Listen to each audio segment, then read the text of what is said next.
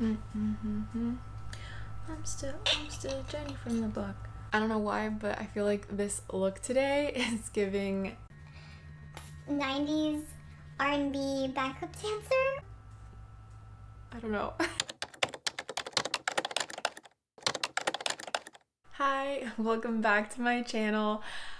I am really excited to do this video because I feel like with book recommendations, it really just depends on your mood. If you're in the mood for something happy, if you're in the mood to read something that's a little more heartfelt, a tearjerker, or you want to read something that is going to kind of give you those goosebumps, make you feel hot and heavy, or you want something that's going to give you the heebie-jeebies and hide under a blanket.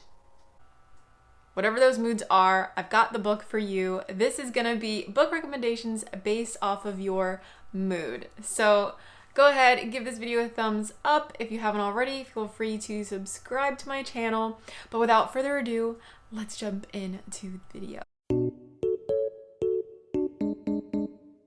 We're gonna start off with some happy books because I have been in a mood lately for some happy books. I just finished watching actually Mansfield Park and it just made me feel So warm and fuzzy inside. I love watching movies and reading books that make me feel that way. So those are gonna be first on my list, and the very first one that I immediately thought of makes me feel happy is Emma by Jane Austen. This book, in my opinion, I feel like this is one of the funnier Jane Austen ones, only because Emma is very quirky, she's independent, she's kind of a wild card in the sense of Regency era London society, not really fitting the mold. She is very much her own woman. She is a matchmaker and she doesn't really have any intent to marry, but she's more than happy to see her friends do that. So that's basically what this book is about. She has a very lively spirit and it makes this book seem very light, airy, fun, and the storyline itself is very cute. Her happily ever after at the end is also really lovely. I just love Emma. I love Mr. Knightley so much and their relationship with one another. One of my favorite quotes from this book is, "A woman is not to marry a man merely because she is asked." I love that train of thought, and I know to a lot of you it seems like that's common sense, but it's really not in this time. So just believe me when I tell you this is a great book if you are looking for something to just make you feel really happy and alive and in love. And this is also free on Audible, by the way, so check it out if you can. Another historical romance that just makes me feel so happy inside is A Lady's Guide to Fortune Hunting by Sophie Irwin. This is her debut novel. First of all, the book cover itself just screams happiness in my opinion. Second of all, this is set in kind of like a springtimey season in London. So Hyde Park is blooming, strolling, doing the promenade, courting, and the dialogue in here is so funny. It's such a good romantic comedy set in 1800s London. And this woman is just really on the hunt for a rich man. So while we have a quote-unquote gold digger set in this time period, in this setting, I think it just makes for a very laughable, funny, and airy, light, great, clean Regency romance. So if any of that sounds like it has your name written all over it, go ahead, pick this up. It will make you feel so good inside. Another book that I wanted to recommend is Emily Wilde's Encyclopedia of Faeries. This is a cozy fantasy, okay? This is for my fantasy readers that want something that's really low stakes, nothing that's gonna make you like grip your seat as you're reading it. This is not a quote page turner type of fantasy book. This is a book that is going to make you want to curl up with a good cup of coffee or a tea, grab your cat or your puppy, and just feel so good about Emily Wilde and her academic rival, Wendell Bambleby. They are the cutest characters I've ever read. This is a 5-star read for me.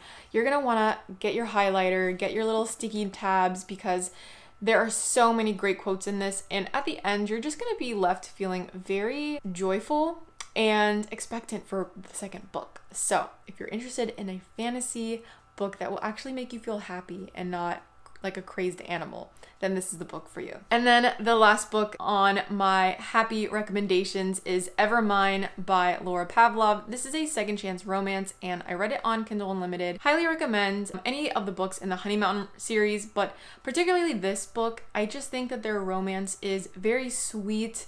It's a second chance love. So in the beginning, you're gonna kind of get this hesitancy between our two main characters, but once they realize that they have a second chance to be together, it's so sweet and it just makes you feel really happy that two people that kind of got separated were able to find each other again. And yeah, it's just a really sweet romance. So if you are interested in an actual contemporary romance book that will leave you feeling really, really good inside, then this is the book for you. But now we're gonna switch gears and turn to books that will make you cry.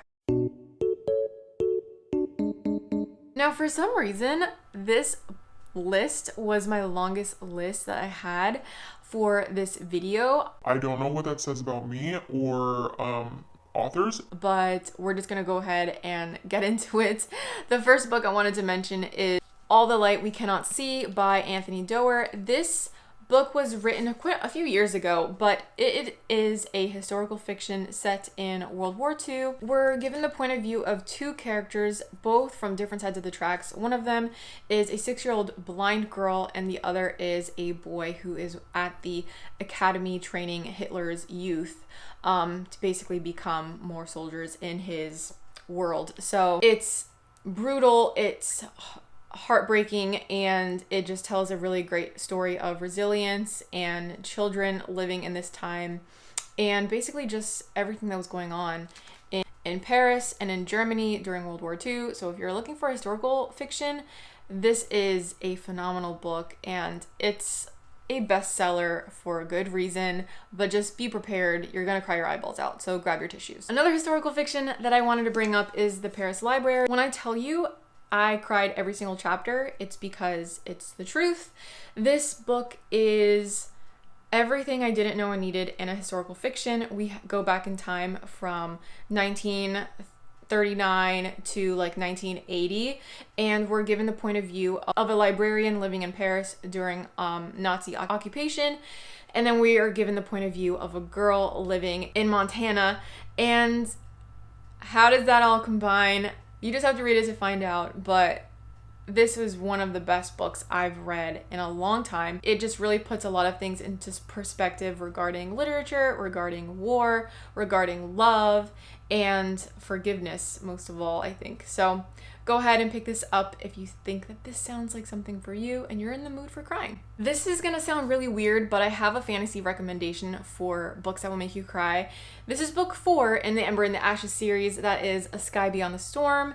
What an amazing fantasy book read. This is an epic tale about a girl and a guy and their friends, rivals, that really just are put in terrible situations and how they were able to overcome it by overcoming this regime. So I'm not gonna get too much into this series, but this is book 4, and this book in particular was just so unbelievably upsetting. My goodness. You wish that a book could go do something for you. You wish that a fantasy series could, be that fairy tale ending, and that is not this series. So you've been warned.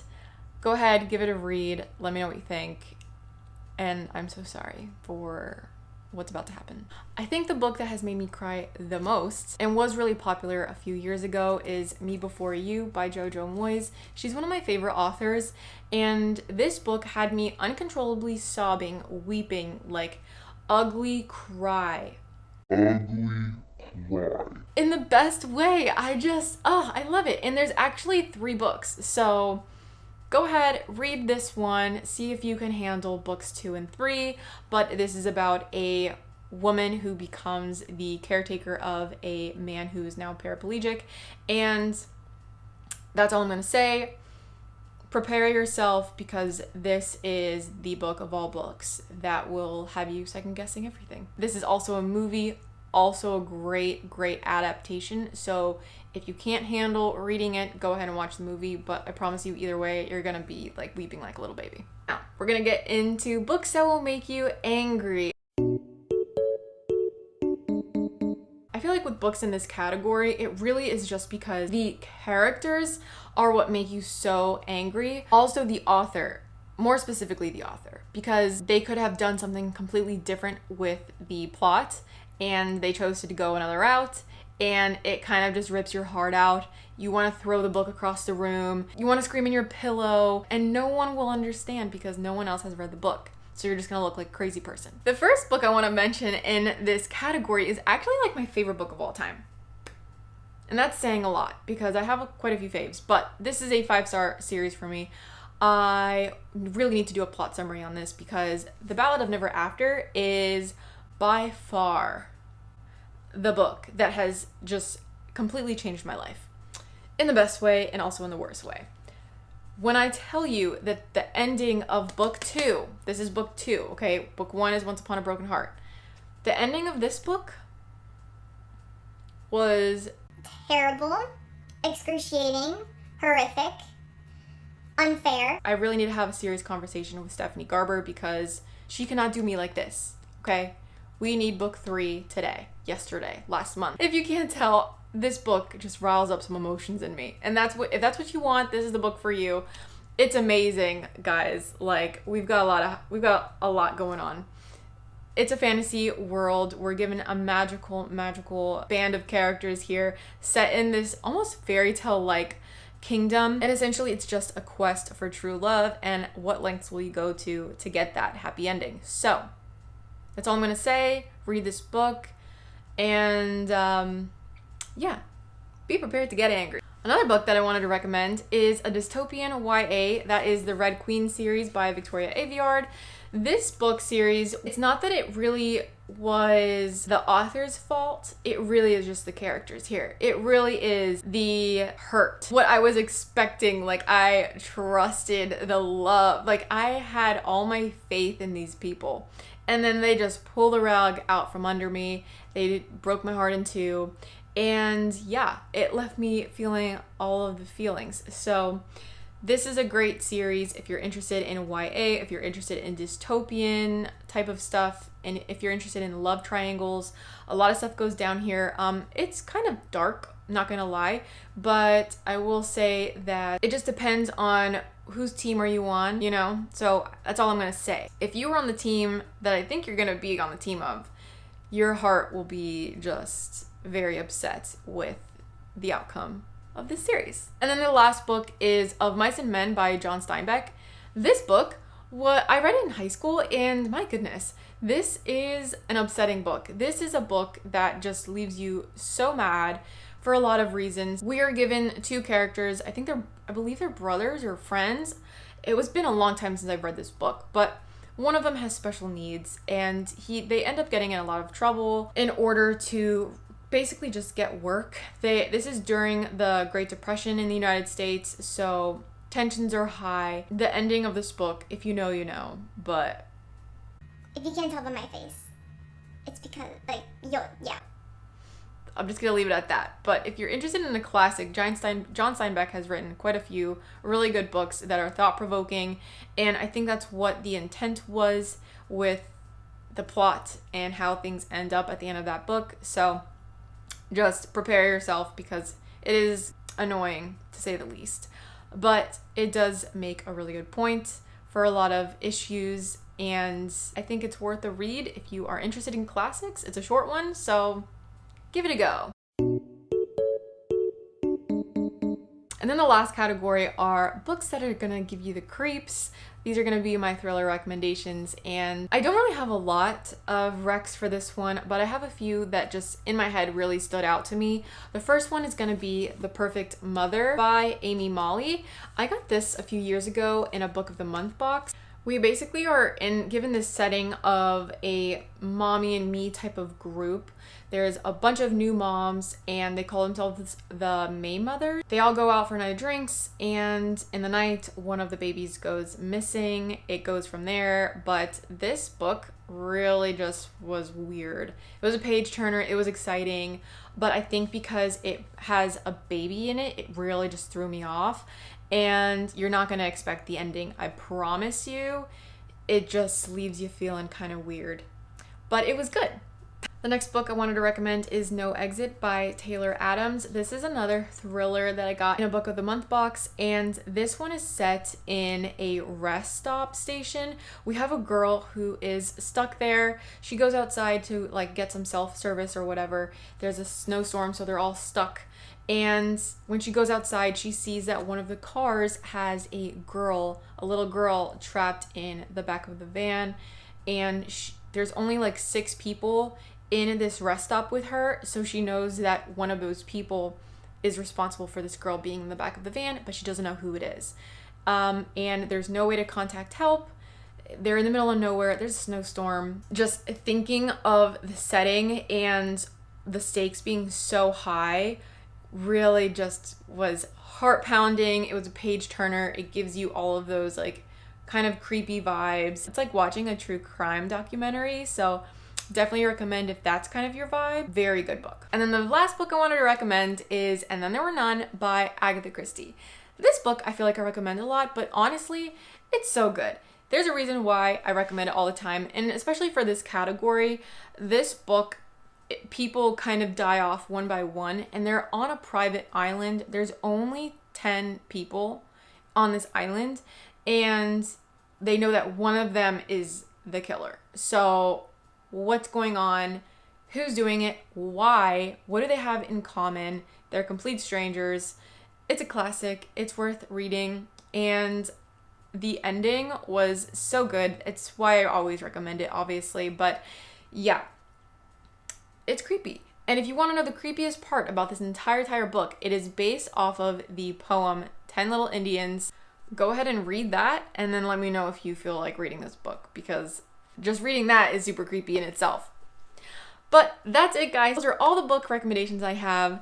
Depending on your mood, depending on your vibes, what you're feeling, what you're trying to go for, those are the books that I have for you. So I hope you find this helpful. And yeah, let me know what you think in the comments down below. But until next time, I will catch you in my next video. Bye!